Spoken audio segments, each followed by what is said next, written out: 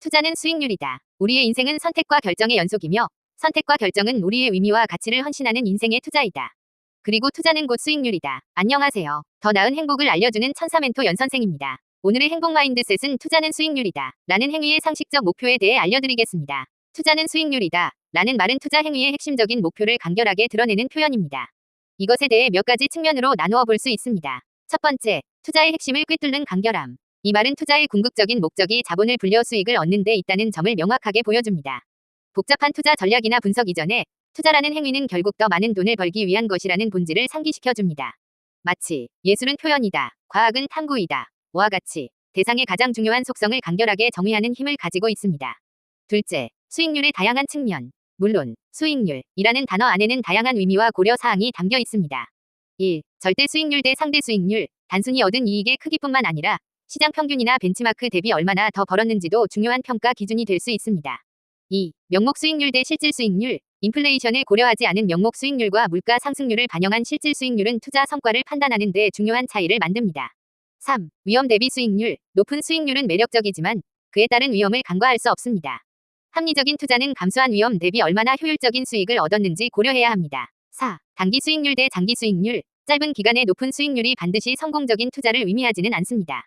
장기적인 관점에서 안정적인 수익을 추구하는 것이 중요할 수 있습니다. 셋째, 단순화를 넘어선 의미. 투자는 수익률이다. 라는 말은 투자의 복잡성을 간과하는 단순한 주장으로 보일 수도 있습니다. 하지만 이것은 다음과 같은 더 깊은 의미를 내포하고 있다고 생각합니다. 1. 목표 의식의 중요성. 투자에 앞서 명확한 수익 목표를 설정하고 그 목표를 달성하기 위한 전략을 수립하는 것이 중요하다는 점을 강조합니다. 2. 성과 측정의 기준. 투자의 성공 여부를 판단하는 가장 객관적인 기준은 결국 수익률이라는 점을 시사합니다.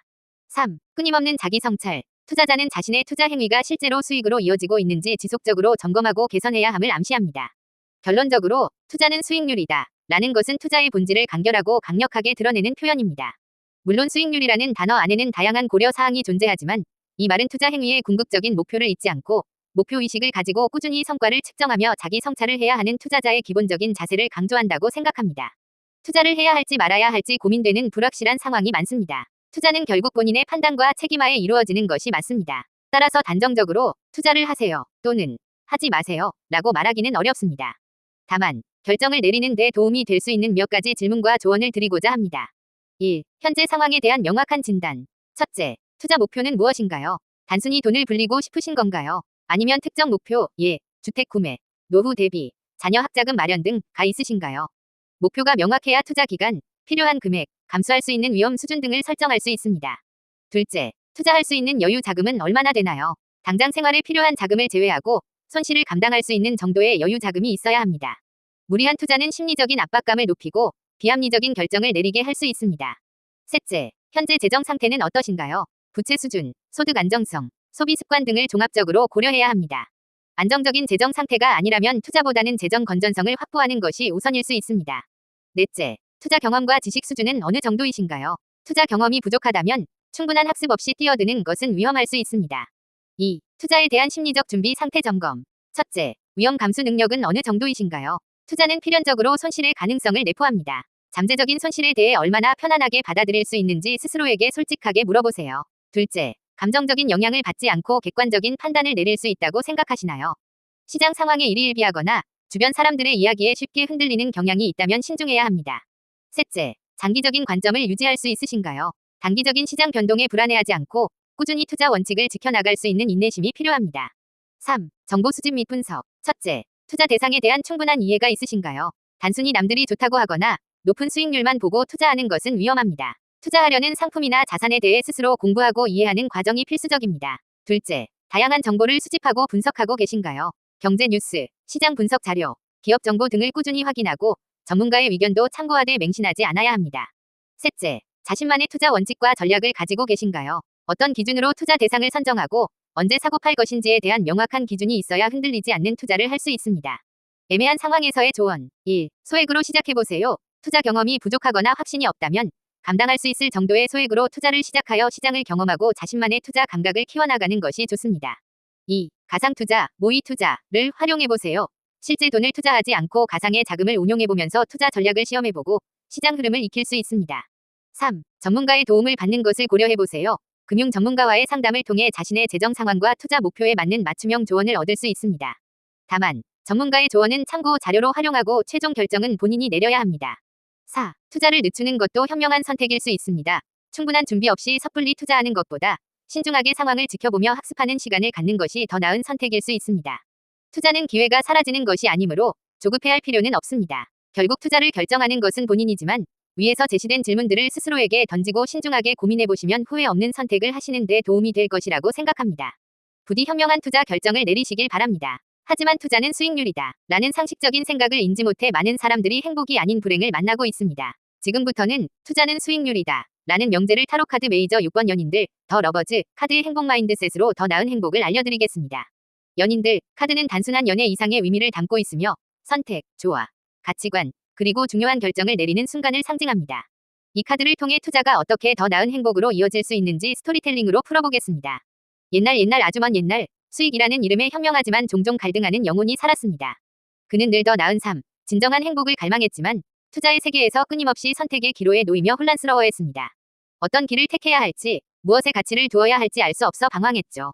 그러던 어느 날 그는 운명처럼 6번째 지혜의 여신사랑, 러브를 만났습니다.